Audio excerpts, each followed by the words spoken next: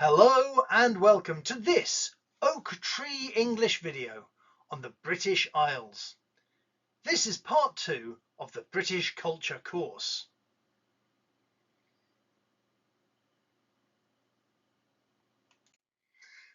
This royal throne of kings, this sceptred isle, this earth of majesty, this seat of Mars, this other Eden, demi-paradise, this fortress built by nature for herself against infection and the hand of war.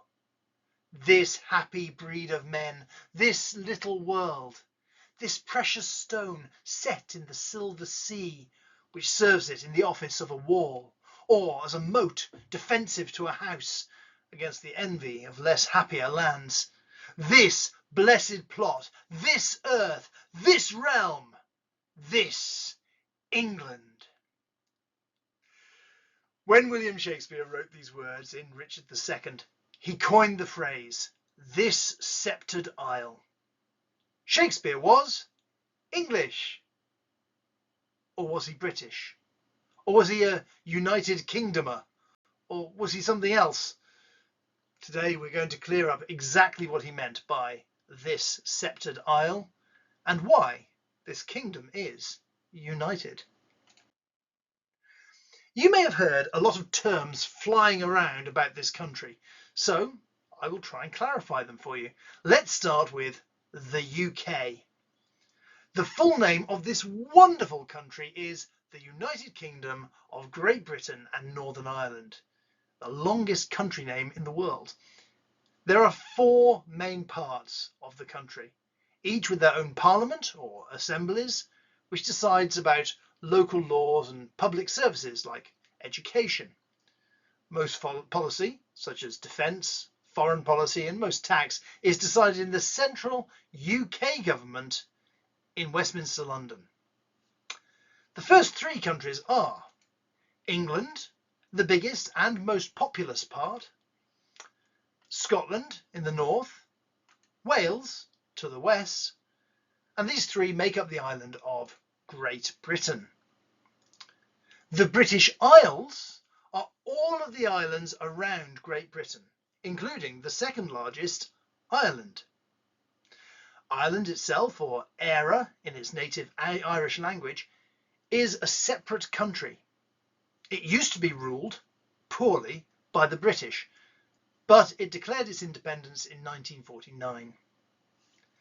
Northern Ireland, which is the north part of the island of Ireland, the clue's in the name, is still part of the UK and is the only part of the country with a land border with the EU. This is a fiercely contested point and one which evokes very strong feelings on both sides. If you only remember one thing from this slide, remember the name of the country, the United Kingdom of Great Britain and Northern Ireland. As well as our country, we used to have an empire which briefly covered approximately 1/3 of the globe. The expression was an empire on which the sun never set, until it did. After we won the First and Second World Wars, we ran out of money to maintain this empire, in much of which we had done such a brutal job of subjugating the local populations that they inexplicably didn't want our boot on their throats any longer. So one by one they declared and took independence from us. What was best in the empire, however, was retained in the Commonwealth, which is a family of nations who are favourably disposed to each other and help each other out. The Commonwealth Games are an excellent example of partnership. They're called the Friendly Games, and athletes representing the 56 member states compete and then congratulate each other at the end of the events, whether they've won, lost or drawn. Another legacy of the empire are the Crown dependencies, which are not in the UK, but are self-governing possessions of the British Crown currently worn by King Charles III, God bless him. These include Jersey, Guernsey and the Isle of Man in the British Isles. there are also 14 British overseas territories, sometimes called BOTs. Some of these are very small, such as the British Antarctic Territory, with 50 to 400 non-permanent inhabitants, not including penguins, while others are quite large, such as the Cayman Islands and Bermuda, both with 60,000 permanent residents. Some have strategic importance, such as Gibraltar at the mouth of the Mediterranean Sea, or the Falkland Islands off the tail of South America. Others are island paradises, such as St Helena, where Napoleon was imprisoned after Waterloo, and Anguilla. Though they're not part of the UK, they remain British. Now we will tour the UK country by country. England is the largest part of the country, and also the one with the most power. Over the centuries, this was not always used responsibly, and so the other nations, each with their own culture, language and history, have a slightly strained relationship with England. Nowadays, this is usually a fairly friendly rivalry in sports events, but please don't confuse the term English and British if you're talking to a Scottish, Northern Irish or Welsh person. England's flag is the red cross of St George, our patron saint, on a white background. St George's Day is the official Saints' Day of England on the 23rd of April, but this is not widely celebrated. It is celebrated in Stratford-upon-Avon, but more because this is the anniversary of Shakespeare's birth and death. The capital of England and the whole country is London in the southeast. This is surrounded by the home counties, which are known for being affluent and well served. The second city is Birmingham in the centre, or in the Midlands. This is an industrial city which was very important in the Industrial Revolution. It's said to have more canals than Venice, but is not nearly as sunny. North of Birmingham lie Manchester and Liverpool. Now, don't be confused by their proximity on the map. They are two cities with deep rivalries and differences. They have different accents, different music, and different cultures. Liverpool, of course, is most famous for the Beatles, while Manchester boasts the 1990s music sensation Oasis. They both have an unhealthy fixation with football. Continuing north, we find York. Now, this was the capital of Viking England, over the Danelaw, over 1,000 years ago, and is a beautiful walled city with a rich and colourful history. It's also the county town, that's like a regional capital, of the largest English county, Yorkshire. Interestingly, if Yorkshire were a country in its own right, it would outperform most actual countries in the Olympic Games. There's something to tell your friends. North of England is the beautiful country of Scotland. The flag is the white diagonal cross of St Andrew on a dark blue background. When the two countries were united by the Act of Union, that's 1707 if you're keeping score, the English and Scottish flags were amalgamated to make the first Union flag. The thrones of England and Scotland were united under King James. He was the first of England, but the sixth of Scotland, in 1603. But it took 100 years to make it into law. Scottish people have a turbulent relationship with their English neighbours, having spent many centuries fighting wars with us. Today, this is mostly expressed in sporting rivalries, and once in a generation they hold a referendum to ask Scottish people if they still want to be part of the UK. The Scottish Parliament was reformed in 1999, where they can make local laws and have control of public services like education.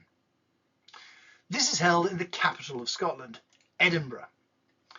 If you ever get the chance to visit Edinburgh, do so. It is a beautiful city, built around an extinct volcano with granite hills overlooking it, notably Arthur's Seat, making the water taste delightful.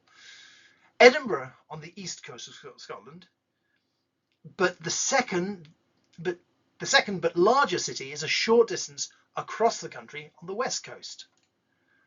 Glasgow is comparable to Liverpool as a port city for trade with Ireland, and of course across the Atlantic.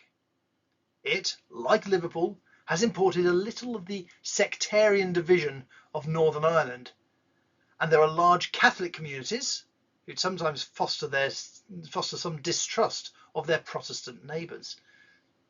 In both Liverpool and Glasgow, there are both Catholic and Protestant cathedrals, which is unusual in the UK, and also Catholic and Protestant football clubs, Everton and Liverpool in Liverpool, Celtic and Rangers in Glasgow. These are rivals and tensions can run high on match days, but these communities rub along fairly peaceably for the most part.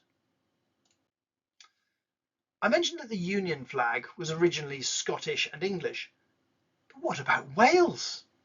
Well, glad you asked. By the time the Act of Union, Wales was already a Principality of England, so it didn't get represented on the flag. Sorry, Wales. And it's a shame because the Welsh flag is one of the most entertaining in the world, as it has a beautiful red dragon standing on a green field. The Principality issue is why the eldest son of the King or Queen becomes the Prince of Wales. The current King, King Charles III, took this title very seriously and actually learned the Welsh language well enough to make speeches in it. Welsh is a Celtic language, which is older than the Roman, Viking, Anglo-Saxon, French, Norman invasions which shaped the English language. But it's still spoken as a first language in rural communities in North and West Wales. But nearer the English border, it's spoken mainly to confuse English tourists. And it does this very well since it's barely related to modern English at all. And to the uneducated, it looks like a jumble of incongruous letters. The capital city of Wales is Cardiff, with a population of about 350,000 people. This is where the Welsh Parliament, or Senedd, meet. Like the Scottish Parliament, this was created in 1999 and addresses the same issues of local taxation and education, while foreign policy and major laws are still decided in Westminster, London. Wales has a few cities, including the smallest city in the UK, St David's. But the true draw of this part of the country is the amazing landscape. In a relatively small country, there are 3 national parks covering about 20% of Wales. These are Snowdonia, with the highest mountain in England and Wales. That's Mount Snowdon. Scotland, of course, has the highest in the UK, which is Ben Nevis. Pembrokeshire, with its inspiring coastline and dolphins. And the Brecon Beacons, with rolling hills and waterfalls. From Wales, we can cross the sea to the part of the UK which is not Great Britain. Northern Ireland is a politically volatile area. When I was a boy, the word terrorist carried the expectation of being Irish. Today, in the post-9/11 world, that expectation has shifted, but we would be foolish to imagine that the discontent has disappeared after years of what was, essentially, a civil war. As with so many wars, there is no clear-cut right and wrong side, but 2 communities who fervently believe in their preferred future course for the country, and a litany of grievances with the other side. Essentially, the 2 sides disagree about which country Northern Ireland should be a part of, the UK or Ireland. The Loyalists or Unionists believe strongly in being British, that is, part of the UK. The Republicans believe equally strongly in being part of the Republic of Ireland. This includes the infamous terrorist group, the IRA, Irish Republican Army. The Unionists have their terrorists too, the Ulster Unionists. This got all mixed up with religion, because the majority of the Republicans were from Celtic families who were Catholic, while the Unionists were largely from British families who were Protestant. Both Catholicism and Protestantism believe in the same God and the same Bible, which clearly teaches against murder and promotes love as the supreme ethic. So attributing the two sides to Catholic and Protestant is as arbitrary as saying it's the gingers against the brown-haired people, and undermines the very real struggle on both sides of the conflict. One thing which helped, though not resolved the problem, was the foundation in 1999 again of the Northern Ireland Assembly, which has the coolest name of any parliament I have ever come across: Stormont. Both sides of the conflict are represented. There's Stormont. Sinn Féin is the political arm of the IRA, and the DUP and UUP represent the views of the Unionists. There's also a centrist party, Alliance. This assembly meets in the Northern Irish capital, Belfast. Belfast was where the Titanic was built. There's a whole area of the city commemorating this engineering history. There's also an area of the city which is dedicated to C.S. Lewis, the author of Narnia, and my favourite author, who came from this city. Another place which is worth visiting, if you can, is the famous Giant's Causeway, which is a volcanic basalt pavement heading out to sea, which has a legend connected to it about the Irish giant Finn McCool, awesome, who built the causeway to fight the Scottish giant Benandonna. That's a legend. It probably didn't happen. Finally, we should mention some of the other islands which are part of the British Isles and also of the UK. Off the south coast is the Isle of Wight, where Queen Victoria spent a lot of time, specifically at Osborne House. There's the Isle of Wight, and there is Osborne House. From there, we can go to the foot of Cornwall. There are the Isles of Scilly, with a fantastic, nearly tropical climate. Off the north of Wales is a place called Anglesey, which is home to Beaumaris Castle and is an area of outstanding natural beauty. Directly north and in the middle of the Irish Sea lies the Isle of Man. Let's go there. There it is. This is a crown dependency, as I mentioned earlier, with a fun three-legged flag.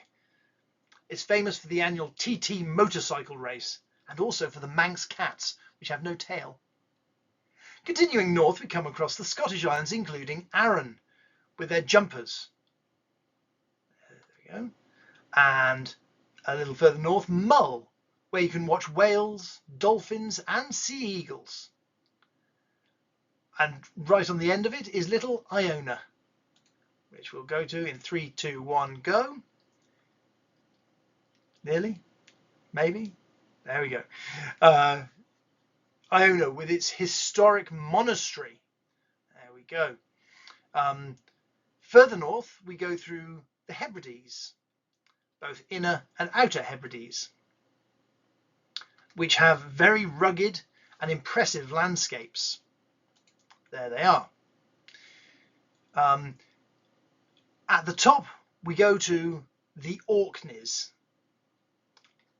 the Orkney Islands, with the best preserved prehistoric village in Western Europe, a place called Skara Brae, which we're going to see in a moment. Here we go, zooming right in to Skara Brae. There it is, boff. From there, we can go as far north as we can go. We find the Shetland Islands with their tiny little horses. Down the other side of the country, there are comparatively few islands due to less stormy weather. But there is a place called Lindisfarne, which deserves a special mention due to its place in Britain's history and its role, along with Iona and Anglesey, in the Christianising of ancient Britain. Lindisfarne is part of the Farne Islands, which is famous for its puffins, and is where we end our tour today.